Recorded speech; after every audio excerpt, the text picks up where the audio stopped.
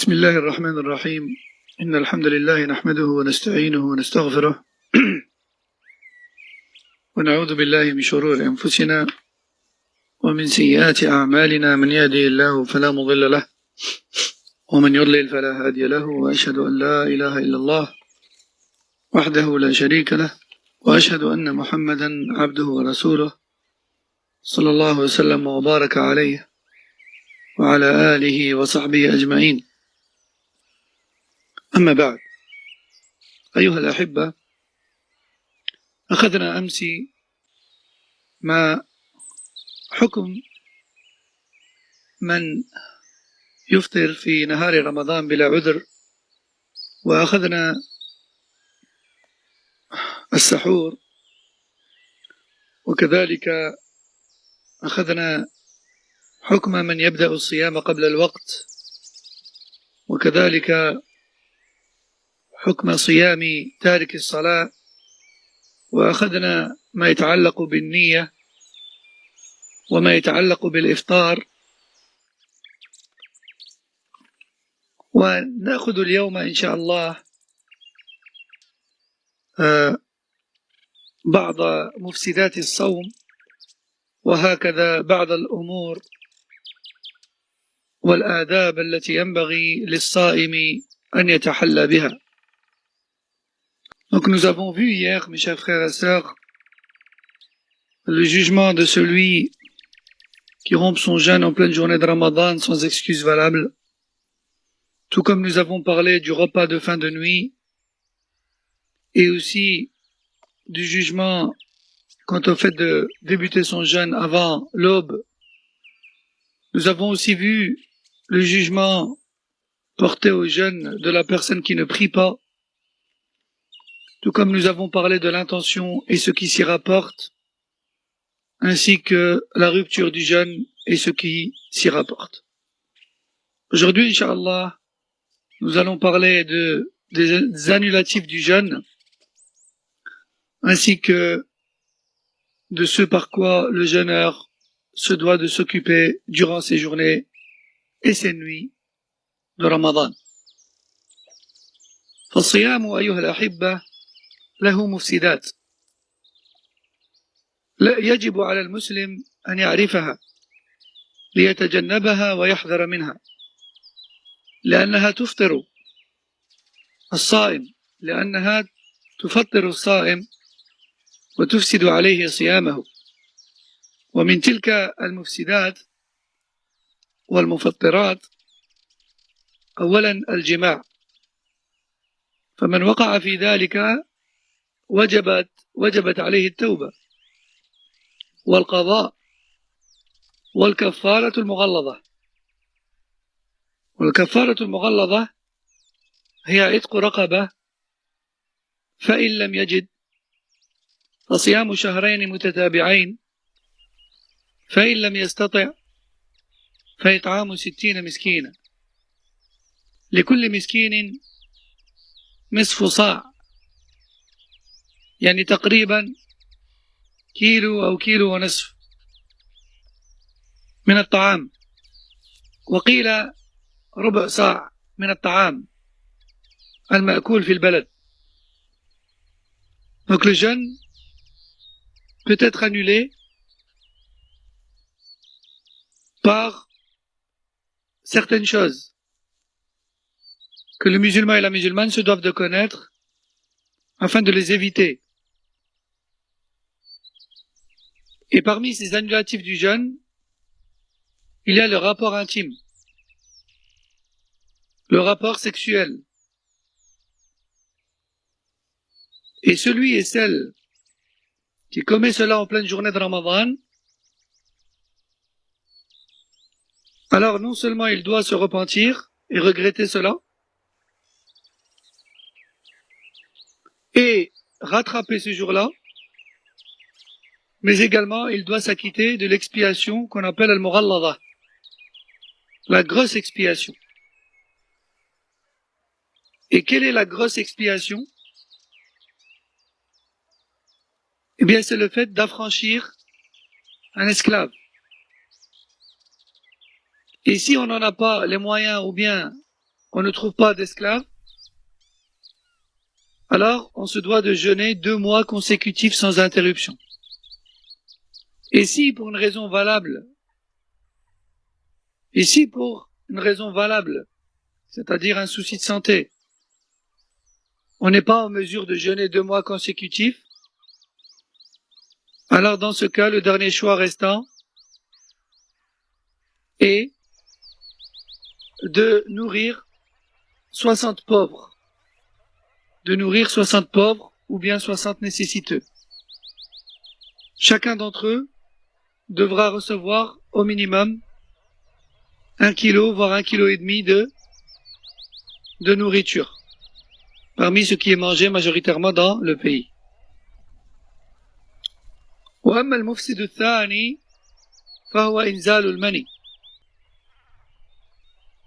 ومن وقع أو وقعت في ذلك فعليه وعليها القضاء دون كفارة عليهما التوبة والقضاء دون كفارة لأن الكفارة تختص بالجماع وذلك إذا كان إنزالا عاديا دون مرض وفي يقظة أما إذا كان بسبب مرض أو كان في نوم فلا شيء عليه وصيامه صحيح لأن ذلك وقع بدون اختياره ولكن يجب عليه الاغتسال من الجنابة.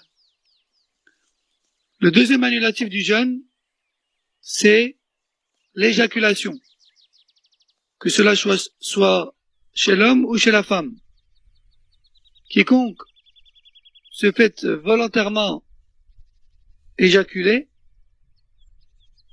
devra non seulement se repentir, mais également rattraper ce jour-là. Et aucune expiation ne s'ajoute à cela, car l'expiation est propre au rapport sexuel. Et ceci bien sûr si l'éjaculation a eu lieu de façon normale, c'est-à-dire qu'elle ne soit pas causée par une maladie et que cette éjaculation ait eu lieu en plein éveil, en état d'éveil.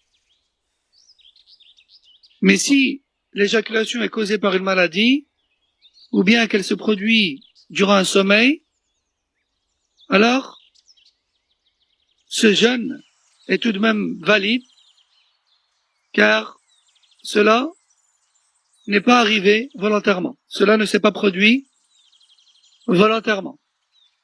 Néanmoins, reste pour lui ou pour elle l'obligation d'effectuer les grandes ablutions, afin de sortir de l'état d'impureté majeure.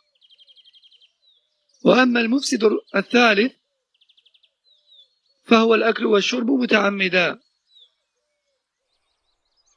وأما من أكل أو شرب ناسيا فلا شيء عليه ومما يفطر إيصال الماء ونحوه إلى الجوف من طريق الأنف وليعلم أيضا أن كل مغذ عن طريق الوريد وحقن الدم في الصائم كل ذلك يفسد الصوم وأما الإبر غير المغذية فلا تفسد الصيام ولكن إن أمكن تأخيرها فأفضل لقوله صلى الله عليه وسلم دع ما يريبك إلى ما لا يريبك.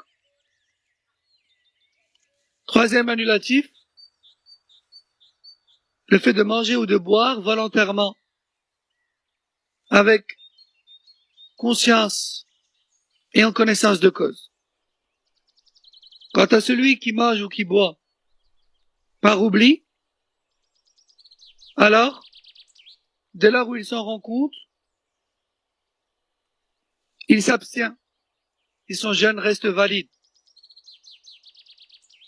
Et parmi ce qui annule le jeûne également, il y a le fait de faire parvenir l'eau jusqu'à la gorge par le biais du nez, par exemple, par inhalation. Le fait de faire cela volontairement, en se mentant à soi-même, en se disant je rince juste mon nez, mais en vérité on laisse passer, ou on inhale de l'eau pour la faire passer par la gorge, comme pour boire de l'eau mais par le nez, eh bien cela annule les ablutions si c'est volontaire.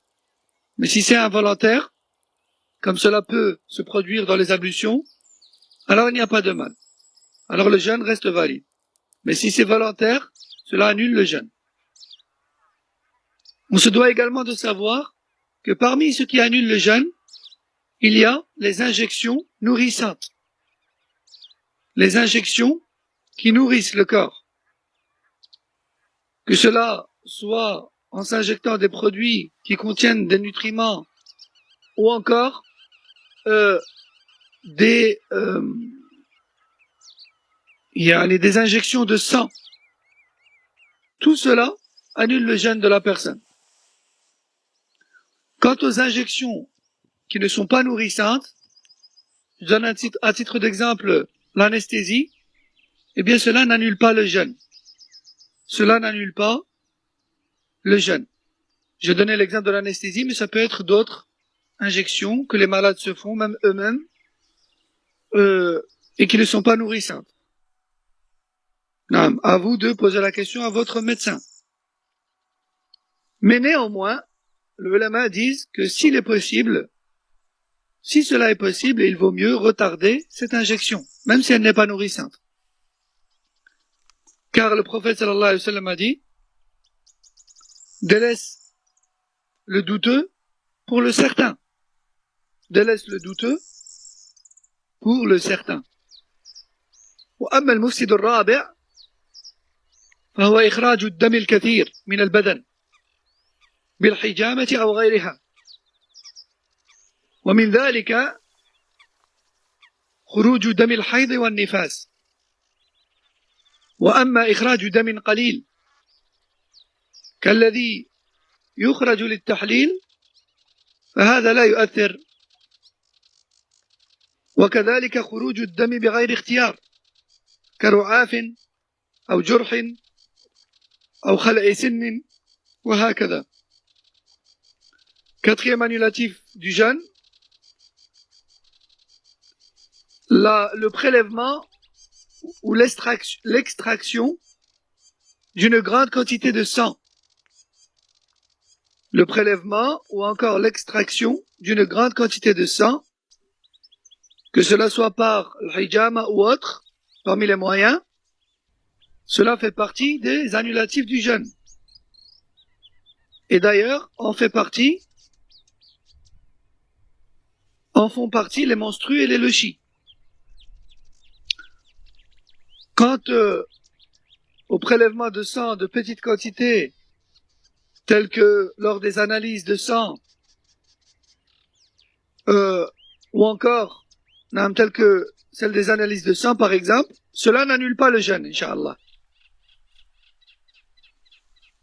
Parfois, lors des analyses, on nous prélève à peine un flacon ou deux. Il n'y a pas de mal en cela, Inch'Allah. Ce qui annule, c'est la grande quantité de sang. Car lorsqu'une grande quantité de sang est prélevée, le corps faiblit et il devient obligatoire en islam pour la personne de se nourrir pour régénérer son sang et reprendre des forces. Car il nous est interdit en islam de nous laisser en danger. Non, c'est pas la sortie du sang en elle-même, mais plutôt l'obligation de se nourrir en fait. Ensuite, il faut savoir que la perte de sang involontaire, je répète, la perte de sang involontaire, telle que le saignement du nez ou une blessure, ou encore lorsqu'on retire une dent, cela n'annule pas le jeûne. Cela n'annule pas le jeûne. Car ce n'est pas une chose volontaire et ce n'est pas une chose qui a été voulue en soi. Comme nous le dit Cheikh Al-Fawzan hafidahullah dans le Mulakhas al-Fiqhi. وأما المفسد الخامس فهو التقيؤ العمد يعني التقيؤ المتعمد، وأما غير العمد فلا يؤثر، لقوله صلى الله عليه وسلم: من ذرعه القيء فليس عليه قضاء. Donc, cinquième annulatif du jeûne, le vomissement volontaire, ou encore le vomissement provoqué. Ceci annule le jeûne. Donc, c'est un péché en fait. Il nécessite donc repentir et rattrapage, dans l'espoir qu'Allah accepte. Mais le vomissement involontaire et incontrôlé n'annule pas le jeûne. Car le prophète sallallahu alayhi wa sallam a dit: celui qui vomit de façon incontrôlée et qui ne parvient pas à repousser cela ne doit pas rattraper son jour de jeûne. وأيضا ليعلم الجميع أنه يشترط في جميع هذه المفسدات العلم والذكر، وإلا فلا تأثير لها في صيام العبد حتى يعلم أو حتى يذكر ويتعمد. Aussi, il faut savoir que tous ces annulatifs ne prennent effet qu'à deux conditions: le savoir et la conscience. Le savoir et la conscience. Si une personne commet l'un de ces 5 annulatifs par ignorance, ou encore elle le sait mais elle le commet par oubli, son jeûne n'est pas annulé. Son jeûne n'est pas annulé. Si une personne, par ignorance ou par oubli, a un rapport intime, ou se fait éjaculer, ou mange et boit volontairement, ou bien extrait une grande quantité de sang, ou bien se fait vomir, puis seulement après elle apprend que cela annule le jeûne, ou bien que seulement après elle s'en rende compte et elle s'en rappelle, cette personne ne voit pas son jeûne annulé, comme nous l'explique Cheikh Al-Uthaymin rahimahullah dans Fiqh al-Ibadat. وينبغي على الصائم والصائمة ألا يبالغ في المضمضة والاستنشاق، لأنه ربما ذهب الماء إلى الجوف، وقد قال صلى الله عليه وسلم: بالغ في الاستنشاق إلا أن تكون صائما. وأما السواك فلا يؤثر على الصيام، بل هو مستحب في أول النهار وفي آخره على الصحيح. ولو طار إلى الحلق غبار أو ذباب لم يؤثر على الصيام أيضا. ولا بأس كذلك بالقطرة والمرهم والمرطبات في العين أو الأذن أو الشفتين أو الأنف، وإن وجد طعمه في الحلق فإنه لا يفطر، لأنه ليس بأكل ولا شرب، ولا بمعنى الأكل والشرب. وهذا اختيار شيخ الإسلام ابن تيمية رحمه الله، وذهب إليه من المعاصرين الشيخ ابن عثيمين رحم الله الجميع. Aussi, le jeûneur se doit d'éviter d'exagérer lors du rinçage de la bouche et du nez dans les ablutions, ou en dehors des ablutions également, par crainte de l'arrivée de l'eau à la gorge. Car le prophète sallallahu alayhi wa sallam a dit: lorsque tu fais tes ablutions, alors insiste dans le rinçage de la bouche et du nez, ou plutôt insiste dans le rinçage du nez, sauf si tu jeûnes. Sauf si tu jeûnes. Quant au siwak, eh bien celui-ci n'annule en rien et n'impacte en rien le jeûne de la personne.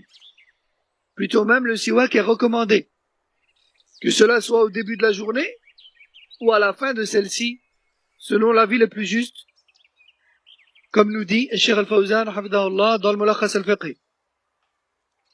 Il nous dit également que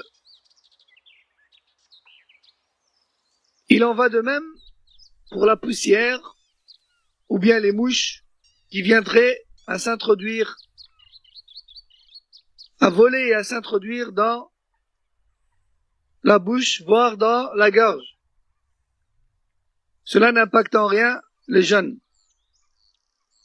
Et Cheikh Al-Uthaymin rahimahullah nous dit même qu'il n'y a aucun mal à utiliser les gouttes ou bien les sprays, que ce soit des médicaments ou encore des humidificateurs, que cela soit dans les yeux ou dans les oreilles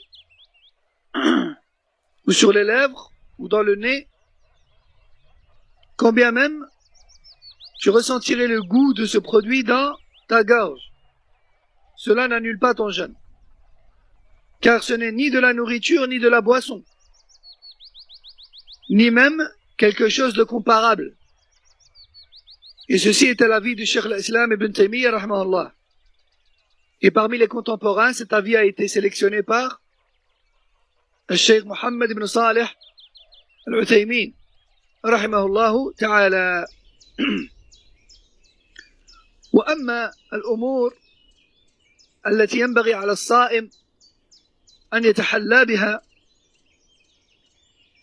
فيجب عليه اجتناب الكذب والغيبة والنميمة والشتم، وإن سابه أحد أو شتمه فليقل كما أوصاه النبي صلى الله عليه وسلم: إني صائم. فإن بعض الناس يسهل عليه ترك الطعام والشراب، ولكن لا يسهل عليه ترك ما اعتاده من الأقوال والأفعال الرديئة. ولهذا قال بعض السلف: أهون الصيام ترك الطعام والشراب.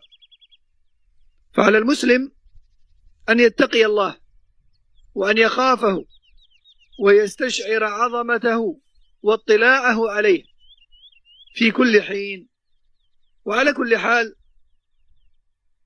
فيحافظ على صيامه من المفسدات والمنقصات ليكون صيامه صحيحا.